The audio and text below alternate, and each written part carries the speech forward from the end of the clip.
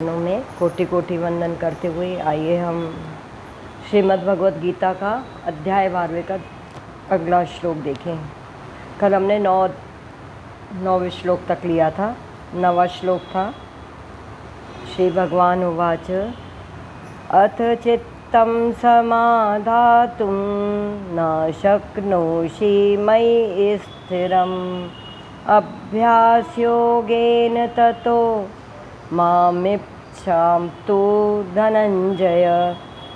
यदि तू मन को मुझ में अचल स्थापन करने के लिए समर्थ नहीं है तो हे अर्जुन, अभ्यास रूप योग के द्वारा मुझको प्राप्त होने के लिए इच्छा कर। भगवान कहते हैं कि तुम अगर मन मुझको नहीं दे सकते तो अभ्यास करो, है ना। अभ्यास करना चाहिए ना, मन को लगाने का अभ्यास कैसे करेंगे? अभ्यास कब होता है? जब सत्य वस्तु तो पता चल गई कि ये सत्य ईश्वर है और उसी ओर हमको जाना है, और मन में पूर्वजन्म के संस्कार भरे हुए हैं, पाश्विक संस्कार, तो मन तो बार बार पतित होगा। और मन का या किसी भी व्यक्ति का स्वभाव क्या होता है? ऊपर से नीचे गिरना आसान होता है, बुराई की तरफ। अच्छा करने के लिए कुछ तो प्रयास करना पड़ता है।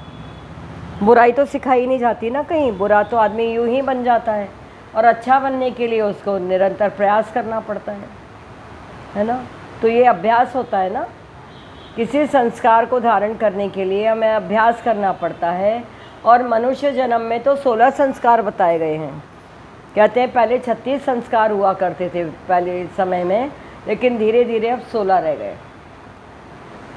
तो संस्कार मनुष्य के लिए क्यों है? क्योंकि बाकी 84 लाख योनि में आपको अध्यात्म की ओर जा ही नहीं सकते। आपके पास वो बुद्धि ही नहीं है जिसमें आप पाप पुण्य को समझ सकें। आप प्रकृति जन्य स्वभाव से जीवन को जीते हैं। अब शेर अगर हिरण का शिकार करता है तो वो पाप नहीं कर रहा, उसको वैसा स्वभाव मिला है, वो उसका आहार है। तो और ये जो हम देखते हैं ना प्रकृति जन्य स्वभाव, ये कैसे उत्पन्न होता है? हमारे कर्म से। 3 गुणों से उत्पन्न कर रहे हैं हम इसको। ये ईश्वर ने नहीं दिया है बाघ को कि तुम मार के खा जाना। हमारी शत्रुता, हमारा वैमनस्य, हमारे परमाणु शेष रह जाते हैं ना एक दूसरे के प्रति, राग द्वेष के, यही हमसे खेल कर आते हैं। हम ही एक दूसरे के सामने रूप बदल बदल के आते हैं और अपना कर्म चुकाते रहते हैं। फिर बारंबार वही रिपीट होता है। इसका कहीं अंत नहीं है। कितने जन्म आप लोगे और कितने जन्म आप अपने कर्मों की भरपाई करोगे, इसका कोई हिसाब नहीं है। क्योंकि एक बीज में से एक वृक्ष निकलता है, वृक्ष में अनेक पत्ते होते हैं, फिर उसी वृक्ष में अनेक पुष्प लगते हैं, फिर अनेक फल होते हैं, फिर उन फलों में फिर बीज होता है, फिर बीज से फिर फल होता है, और कितने वृक्ष बन सकते हैं। इसीलिए एक गलत संस्कार, एक विकार से कितने हमारे शरीर उत्पन्न होंगे, कितने भव आपको आना पड़ेगा। आप इस और सचेत हैं क्या? सत्संग का त्याग करके दुनिया बैठी हुई है, लेकिन उसको ये पता नहीं है सत्संग का त्याग मतलब क्या है। भवकूप में अपने आप को पटके रखना। मनुष्य भगवान की कृपा से आप बने हैं, इसीलिए कहा है दुर्लभ मानुज तन। ये मनुष्य तन बड़ा दुर्लभ है। और किस लिए है? इसलिए है कि इसमें हम पाप पुण्य को समझें, आत्मा अनात्मा का विचार करें। लेकिन हम क्या करते हैं? हम अपने परिवार की समस्याएं, अपने घर की समस्याएं और धन उपार्जन, यही हमारा लक्ष्य, और कोई लक्ष्य नहीं है। जीवन का लक्ष्य क्या बनाया है? धन का संचय और परिवार में ममत्व उत्पन्न करके बैठे। इसके आगे हम कुछ नहीं सोच पाते। खुला अवसर दिया है भगवान ने, इतना सुनहरा अवसर आपको दिया है कि सब कुछ अमृत तत्व परोस के दिया है, अपने आप को दे डाला है कि मुझे पहचान लो। ईश्वर कहते मुझे पहचानो, वो शक्ति तुम में है। केवल एकमात्र मनुष्य के पास है, लेकिन मनुष्य पहचानता है क्या? नहीं, धर्म के मायने नहीं जानता वो। सनातन धर्म क्या है इसको ही नहीं जानते। हम धर्म की दुहाई देते हैं, धार्मिक क्रियाएं कर रहे हैं, धार्मिक संस्कारों को जीने की प्रयास कर रहे हैं, लेकिन ज्ञान से हमारा कोई सरोकार नहीं है, ज्ञान से दूर दूर तक हमारा रिश्ता नहीं है। कर्म कांड को लेकर आदि शंकराचार्य और मंडन मिश्र के मध्य यही तो वाद विवाद हुआ ना। मंडन मिश्र कहते थे कि कर्म कांड से मुक्ति है, कर्म करो, आप यज्ञ करो, कर्म करो, भूखे को रोटी खिलाओ तो आपकी मुक्ति है। तो उन्होंने कहा भाई इससे तो पुण्य पुष्ट होता है, कर्म से क्या होता है? ज्ञान का संबंध है क्या? अज्ञान मिटेगा क्या उससे, कर्म से? वो तो स्वतः सिद्ध है। जो वस्तु स्वतः सिद्ध है, मतलब आप स्वयं ब्रह्म ज्ञानी हो, उसको तो केवल प्रकट होना है ना। और प्रकट तभी होगा जब आपका मनसा वाचा कर्मणा भक्ति होगी। पूरी दुनिया भक्ति को आसान मानती है, मंदिर जाकर के बैठ के पाठ करना आसान जानती है और इसी का नाम भक्ति समझती है। और क्या कहते हैं कि हमने बहुत ईमानदारी से जीवन जिया है, इसलिए हमने तो किसी का दिल नहीं दुखाया, यही हमारी भक्ति है। हमें तो बस हमारा ये कर्म योग है हमारा, हम तो कर्म योगी हैं। ये कैसे आपने निश्चय कर लिया कि जो काम आप ईमानदारी से कर रहे हो वो कर्म योग है? उसमें ज्ञान का समावेश नहीं है, उसमें ब्रह्म विद्या का स्पर्श ही नहीं है, तो आप कैसे कर्मयोगी हो गए? जो कर्म आप कर रहे हैं उसका फल आएगा, आपके अनुरूप आना चाहिए, आपके विपरीत भी आता है और फल आपको बांधता है, फल भोगते हैं ना हम उसका। कर्मयोग को हमने समझा ही नहीं है गीता से, तो हम कैसे कर्मयोगी हैं? ये तो हम काम कर रहे हैं, है ना, मेहनत कर रहे हैं संचय के लिए। पेट भरने का उद्देश्य नहीं है आपका, पेट तो भर जाता है, उसके आगे आपकी लालसाएं, कामनाएं, वासनाएं इतनी प्रसारित हैं, इतनी बलवती हैं कि केवल मनुष्य इसी में दब के रह गया। मनुष्य जीवन कुछ नहीं कर पा रहा। पूरी दुनिया में हाहाकार क्यों है? अज्ञान, अहंकार, ये पाप मूलक जो दो वस्तुएं हैं, जो वृत्तियां हैं, इनसे संसार उपजता है और इनको वो समेटना है तो मनुष्य ही समेटेगा।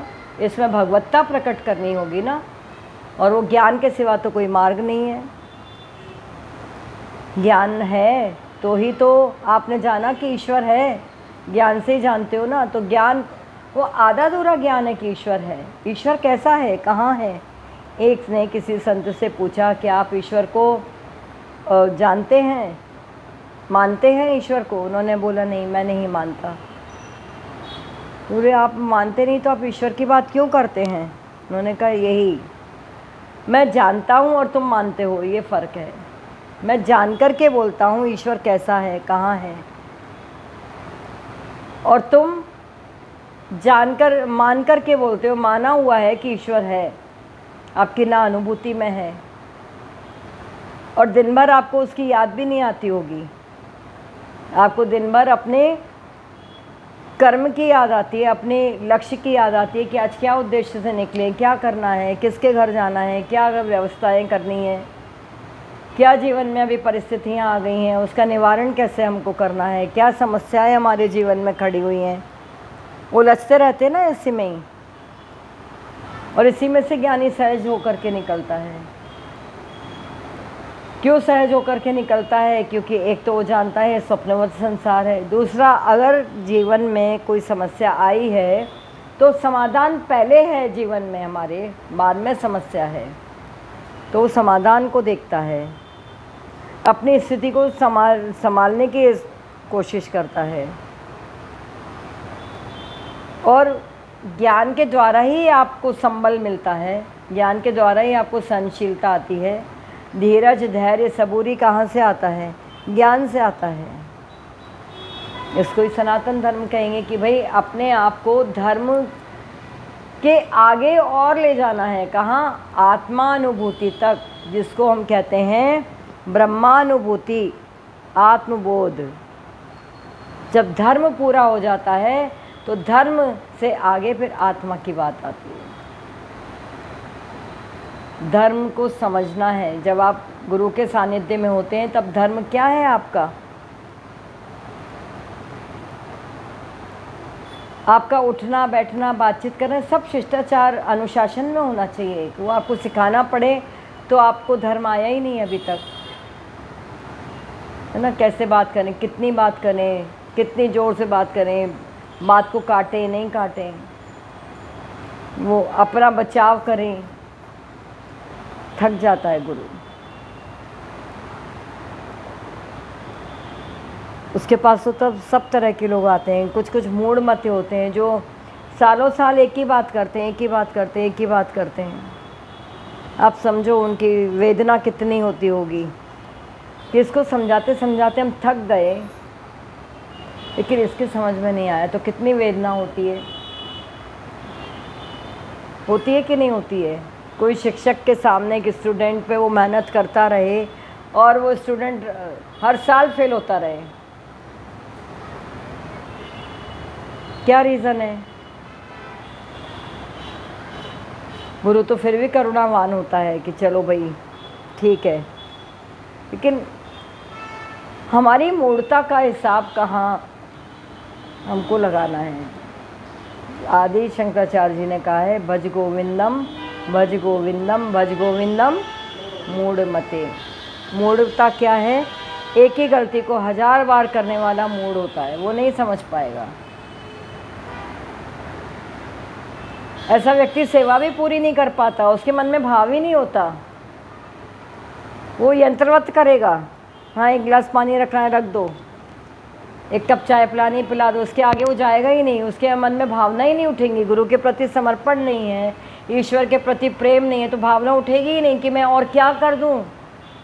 प्रेम में सिखाया नहीं जाता, प्रेम अपने आप आपसे करा लेता है। इतना ही दिव्य बात है प्रेम। टू द पॉइंट काम करो, निकल जाओ। इसको क्या कहते हैं? हमने निश्चित कर रखा है हमको क्या करना है, उतना करेंगे, बाकी आपकी जान जाती है तो जान जाए, गुरुजी की जाती है तो जाए। हमारा टाइम हो गया, घड़ी में 7 बज गए, 6 बज गए, 5 बज गए, 2 बज गए, समय हो गया, चल पड़े, है ना। एक गुरुजी थे, उन्होंने कहा शिष्यों के प्रेम की परीक्षा ली जाए, तो उन्होंने क्या किया, उनके पाँव में एक ऐसे जो आम होता है उसको बांध दिया।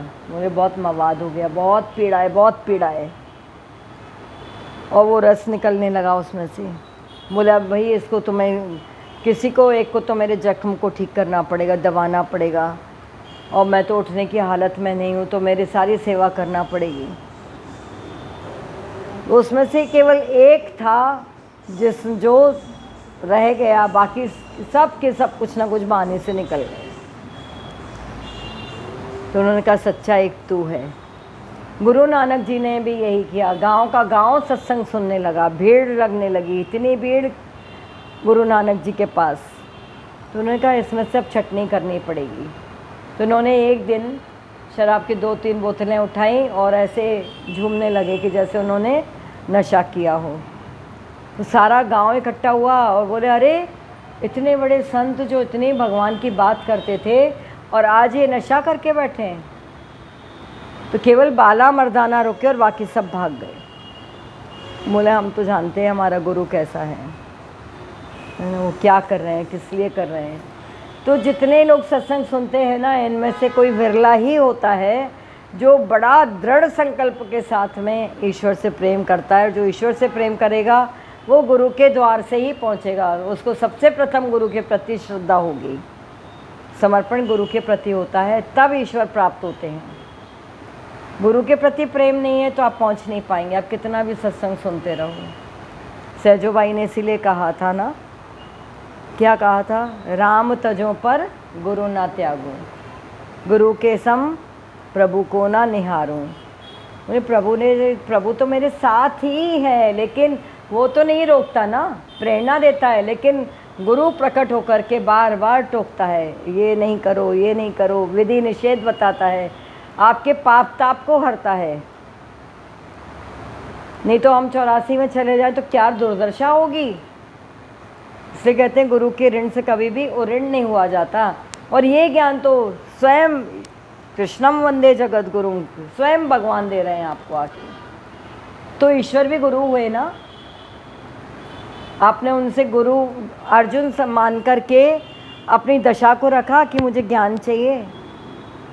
मैं भी थर थर काँप रहा हूँ इस संसार में, मेरी इंद्रियां मोहग्रस्त हैं, मेरा मन दौर्बल्य से काँप रहा है। पीपर पात सरित समन डोला।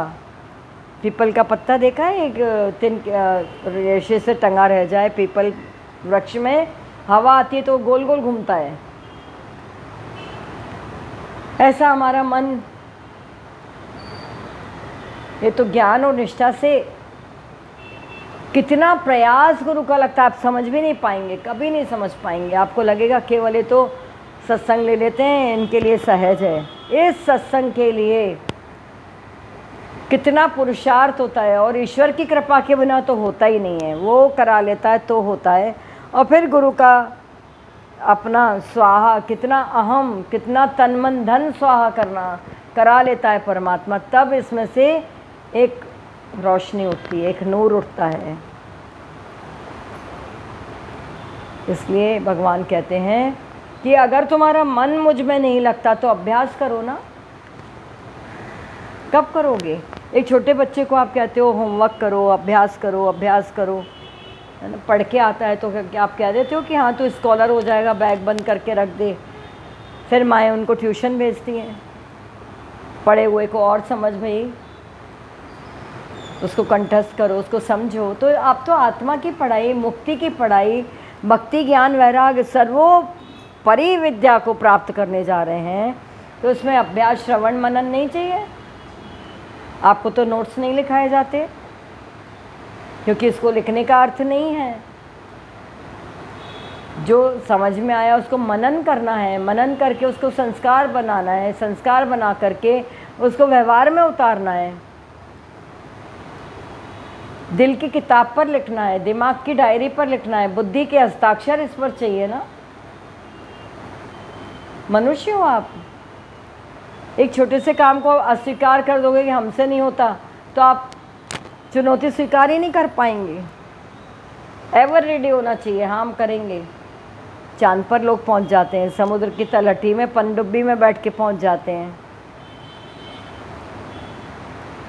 मनुष्य है ना वो भी, कितने आविष्कार कर गए लोग। जिसको सीखने की ललक है वो बिल्कुल सीख सकता है। आइंस्टाइन का कहते हैं इतने 5वीं कक्षा तक वो फेल हुआ करते थे, उनके समझ में ही नहीं आता था क्या पढ़ूं क्या नहीं। उसके बाद में जो उन्होंने खोज की तो आज दुनिया जानती है उनको। चुनौती हमेशा स्वीकार करो कि हाँ हम सीखेंगे, प्रयास तो करो। ये मत कह दो impossible word is never in dictionary, कहते हैं। अपनी डिक्शनरी में से इम्पॉसिबल वर्ड हटा दो, पॉसिबल, एवरीथिंग इज़ पॉसिबल। सब कर सकते हैं, हम मनुष्य हैं ना। जो मस्तिष्क की शक्ति हमारे पास में है विचार की, वो किसी के पास है क्या? किसी के पास नहीं है। इसलिए भगवान कहते हैं मन को, ये मन जो है बार मंथन के लिए है। इसी को कहा है सुमति को मति सबके उर रही। आएगा अच्छा विचार भी आएगा, बुरा भी आएगा। चयन हमको करना है कि हमको किस ओर जाना है। निर्णय करने की क्षमता आपको दी है। निर्णय कोई दूसरा नहीं करेगा आपके लिए, क्या सही है क्या गलत है। और दूसरा करता है तो वो अपनी बुद्धि के अनुसार करेगा। आप शास्त्र के हिसाब से करो, सत्संग के हिसाब से बुद्धि को प्रमाण क्या दो? शास्त्र का दो। शास्त्र हमारे पास में प्रमाण है, गीता प्रमाण है। गीता का ज्ञान भगवान का, श्री कृष्णम वंदे जगत गुरुम, जो ज्ञान वो दे रहे हैं वो हमारे जीवन के में उतारने के लिए है, वो केवल याद करने के लिए नहीं है। इसलिए कहा पोथी पढ़ पढ़ जग मुआ, पंडित भया न कोई। ढाई आकर प्रेम का, पढ़े सो पंडित होए। ठीक है, तो अभ्यास करो, अभ्यास से घबराओ मत। करत करत अभ्यास के जड़मति होत सुजान। नहीं करोगे तो नुकसान आपका है भाई। किसका नुकसान है? खुद का है। क्या पाने आए हो आप? लक्ष्य है जीवन का सामने। एक यात्रा करने के लिए तो आपको इतना प्लान करना पड़ता है कि पहले सोचो कहाँ जाना है, फिर उसका टिकट रिजर्वेशन, फिर यात्रा, पूरी की पूरी दिनचर्या, पूरी आपकी मानसिक प्रक्रिया, विचार सब एक धुरी पर घूमते हैं। यात्रा की तैयारी।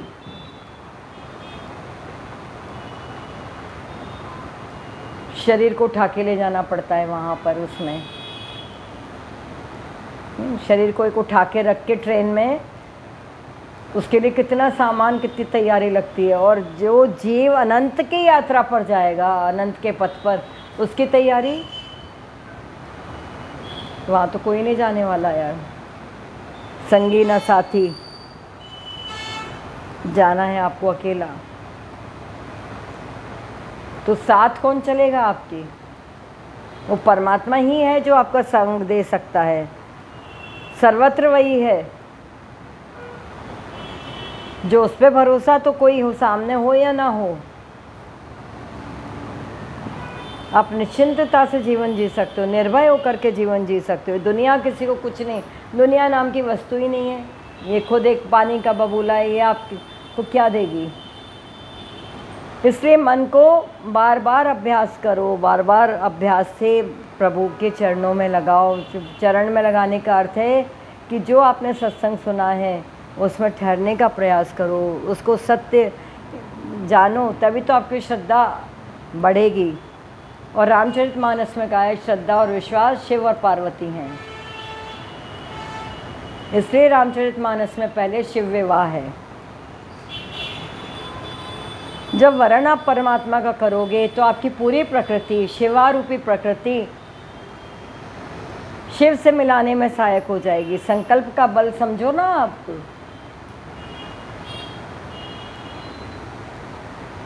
नदियाँ जाती है तो सीधे सागर तक जाती है, और गंगा सागर हो जाती है। हमारा मन रूपी सरिता किधर प्रवाहित हो रही है? घाट, कौन से घाट पे बैठे हो आप? मृत्युलोक में हो कि जहाँ तुलसी चंदन घिस रहे उस घाट पर हो,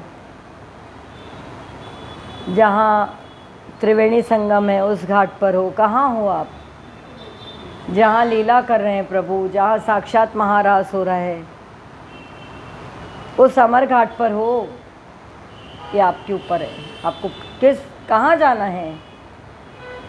आप सोते उठते बैठते भी आप रोज गति कर रहे हो, आपका मन गति कर रहा है। बैकुंठ हमारे भीतर है, बाहर नहीं है, जहाँ बुद्धि कुंठित ना रह गई। इसलिए विष्णुपिता माँ ने कहा था कि हे प्रभु, मेरी मति कवारी है, आप इससे विवाह कर लीजिए। तो उन्होंने कहा कि मेरी कन्या से आप विवाह कर लीजिए। तो उन्होंने कहा आपकी कन्या कैसे, आपका तो विवाह नहीं हुआ। उन्होंने कहा हाँ, मेरी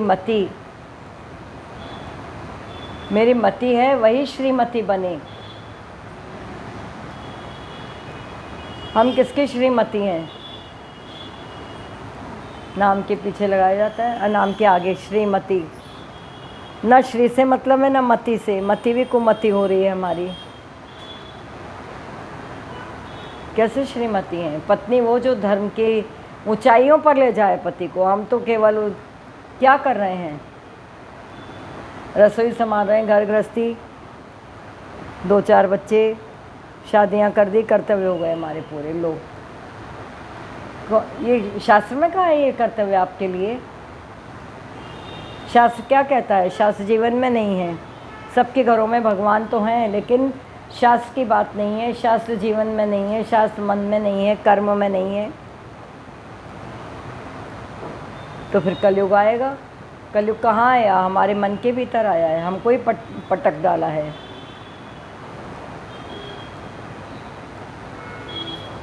हमारे जीवन के मूल्यों को, सनातन मूल्यों को हम ग्लानि कर रहे हैं उन मूल्यों की।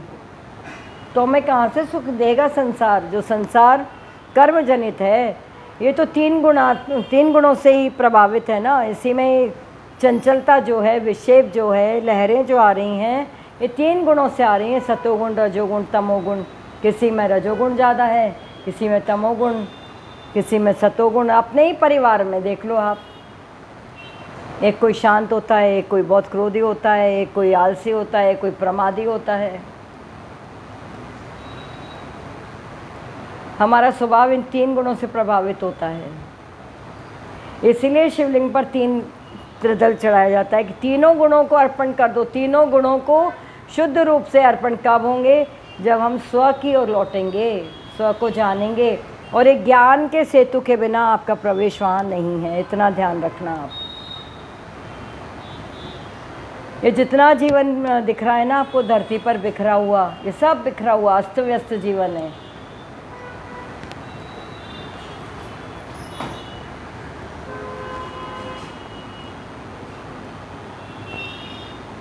तो आगे का सूत्र है, अभ्यासेऽप्य समर्थोऽसि मत कर्म परमो भव मदर्थमपि कर्माणि कुर्वन् सिद्धिं वाप्यसि। अभ्यास में भी असमर्थ है तो केवल मेरे लिए कर्म करने के ही परायण हो जा। बहुत आसान है, विधियाँ बता रहे हैं भगवान इसमें कि भाई आप अपने आप को कहाँ खड़ा पाते हो, आप खुद देखो। मेरे निमित्त कर्मों को करता हुआ भी मेरे प्राप्ति रूपी सिद्धि को ही प्राप्त होगा। भगवान कहते हैं ठीक है, आपसे अभ्यास भी नहीं होता है ना। कुछ लोग कहते हैं हमारा मन बार बार बाहर चला जाता है, क्या करें, हमारे बस में नहीं है। तो बोलते जो भी कर्म हो रहा है तुमसे वो मुझे अर्पण कर दो। भगवान की करुणा देखो, आपको कितना, आपको अपने शरण में बुलाने के लिए 1000 रास्ते दिखा रहे हैं। फिर क्यों प्रमाद है हमारा? इसका मतलब हम अनसुनी कर रहे हैं भगवान की। हम अपने ही मन की सुनते हैं, हम अपनी ही धुन में मस्त हैं। तो फिर कैसे ईश्वर से प्यार है? ईश्वर तो साक्षात आपके रोम रोम में रम रहा है। आपने कहाँ उसको पहचाना है? उससे प्रेम होता तो आप तन मन धन से समर्पित हो गए होते। आपका एक ही संकल्प होता, मुझे जीना है तो परमात्मा के लिए।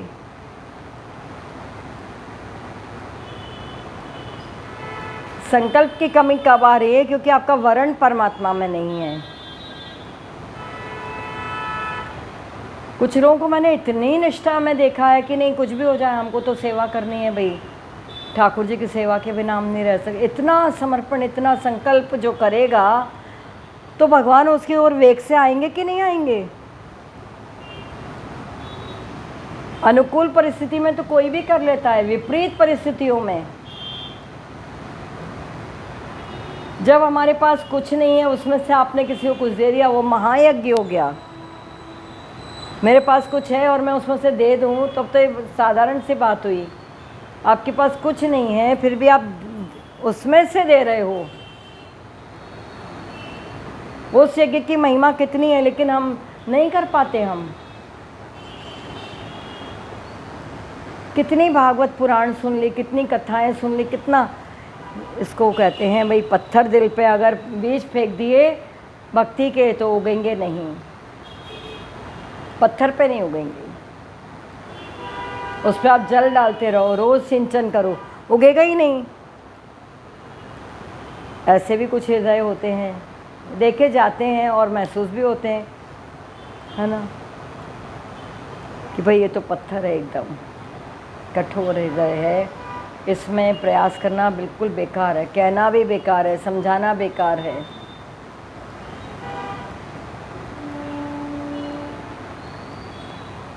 अब आपके ऊपर है आपको क्या बनना है। पत्थर को उखाड़ो तो नीचे मिट्टी होगी,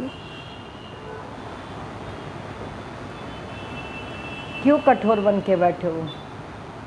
अच्छा कठोर हो तो इतने कठोर बन जाओ कि कोई कलाकार मुझ पे चढ़ के मुझ में से मूर्त निकाल लेना। पत्थर हो तो ठीक है, पत्थर को भी समर्पित होना पड़ेगा ना ईश्वर को, तो ही तो मूर्त बनेगी। और उस पत्थर को तो फिर बहुत चोट सहनी पड़ती हैं। और जो पिघल गया वो तो सांचे में ढल जाती है धातु और प्रभु की मूर्त बन जाती है। आपका अहंकार किस दिन के लिए बचाया है? ये बच गया तो बहुत कष्ट देगा और शिवोहम भावना में लिप्त हो गया तो आप जानोगे कि जीना क्या है और संसार क्या है, आपको प्रेम क्या है, सब महसूस हो जाएगा। तो भगवान कहते हैं तुम अभ्यास भी नहीं कर सकते तो सब कर्म मुझको दे दो। भगवान तो अच्छा बुरा सब लेने को तैयार हैं। इसमें भी तो भगवान से प्रेम चाहिए। आप जो गलती हो गई वही भगवान को देते हो, भगवान जाने हमसे क्यों गलती हो गई, और अच्छा अच्छा कहते हो मैंने किया। पहले प्रार्थना करते हो भगवान सुन लो, और हो गया तो बोलते मैंने किया, क्रेडिट खुद ले जाते हो बाद में, अरे ये तो हम थे हमने कर लिया। भगवान कहते हैं कि तुम्हें मुझसे प्यार है तो तुम मनसा वाचा कर्मणा जो भी कुछ कर रहे हो वो सब मेरे, लेकिन जब तक मेरे लिए मुझे अर्पण कर दो। लेकिन वो भी कब होगा? जब भगवान को हृदय दिया होगा। बिना हृदय में भावना उठे तो हमारे मन में ये उद्गार उठेंगे ही नहीं। यहाँ पे भी समर्पण है। तो भगवान विधियाँ बता रहे हैं कितना आसान है भगवान को प्राप्त करना, और बिल्कुल महादुष्कर है संसार को गले लगाना। ये गले लगने वाला नहीं है, ये आपकी भ्रांति है बहुत बड़ी। इस हमारा परिवार और हम सुरक्षित हैं परिवार में, धन से, या हमारे आसपास बहुत सगे संबंधी है, कुछ नहीं। सब कर्म से बंधे हुए हैं, सब हथकड़ियों और बेड़ियों से बंधे हैं। एक गुरुजन ही होते हैं जो आपको अनेक अनेक जन्मों में आकर के आपकी सहायता करते हैं। ज्ञान के द्वारा तत्व रूप में वो प्रकट होते हैं। भगवान तो थे लेकिन वो गुरु बने तभी तो ये शास्त्र मिला आपको हाथ में, गीता अर्जुन के माध्यम से। अर्जुन जैसा परम शिष्य मिला भगवान को, तो उन्होंने उद्धव गीता दी उद्धव के माध्यम से। शिव ने शिवा को दिया सब कुछ। एक बार किसी ने पूछा कि शिव जी ने इतनी 108 मुंड की माला क्यों पहनी हुई है कंठ में? उन्होंने कहा ये पार्वती के पूर्व जन्म की जन्म है। इतनी बार उन्होंने, पार्वती ने जन्म लिए शिव को प्राप्त करने के लिए, और संशय जब समाप्त हुआ तो 108 वो मुंड जो पहने होते हैं नटराज, तब जाकर के पार्वती 109वां जन्म हुआ और उसमें उन्होंने पूर्ण ज्ञान को प्राप्त किया। तो भगवान कहते हैं भाई कि कर्मों को, मेरे निमित्त कर्मों को करता हुआ भी मेरी प्राप्ति रूपी सिद्धि को ही प्राप्त होगा। और इसके लिए आपको क्या करना है? प्रथम भक्ति संतन कर संगा, उसके बिना नहीं होने वाला है। बिन गुरु ज्ञान न होई। नहीं तो टीवी गुरु, गूगल गुरु नहीं चलेंगे यहाँ पे, है ना। टीवी को माला पहना लो, गुरु पूर्णिमा के दिन नारियल चढ़ा दो, शॉल चढ़ा दो, क्यों इतना करना? वही दे रहा है ना आपको तो ज्ञान। लोग कहाँ बोलते, हम तो दिन भर यही सुनते हैं। अरे गुरु के बिना ज्ञान संभव है क्या? वो आप में से आपके अहंकार को छीनता है, आप देते थोड़ी हो। वो तो बार आपको तलाश के टटोल के निकालता है। फिर आपका अहंकार चलता है, फिर पकड़ता है, फिर विक्षेप। मन कितना चंचल, कहते हैं ना मन चंचल है। मन चंचल नहीं है, हमने बना रखा है। मन की क्या सत्ता अकेले, आपने जो उसको संस्कार दिए वो वैसा कर रहा है। तो सत्यनिष्ठ गुरु के सानिध्य में ही होगा, टीवी के सामने नहीं होगा। तो इतना कहते हुए भक्ति योग को समझो, है ना। भक्ति वो है जो भगवान को आपके हृदय में प्रकट कर देती है, आपके मन को वृंदावन बना देती है। आपकी इंद्रिय रूपी गोकुल में परमात्मा की अनुभूति होने लगती है। प्रत्येक इंद्रिय में आप परमात्मा को प्रथम पाते हैं, और फिर इन्हीं इंद्रियों के द्वारा जब आप बाहर की ओर देखते हैं तो सिवाय एक के कुछ नहीं दिखता। परमात्मा को ही सुनता है ज्ञानी, परमात्मा को ही देखता है, परमात्मा में ही सोता है, परमात्मा ही डूबा रहता है, एक के सिवा वो किसी को नहीं जानता। इतना कहते हुए मैं वाणी को विराम देती हूँ। ओम पूर्णमद पूर्णमिदं पूर्णात् पूर्णमुदच्यते पूर्णस्य पूर्णमादाय पूर्णमेवावशिष्यते। ओम शांति शांति शांति। हरि ओम तत्सत्। हरि ओम तत्सत्। हरि ओम तत्सत्। जय श्री कृष्ण।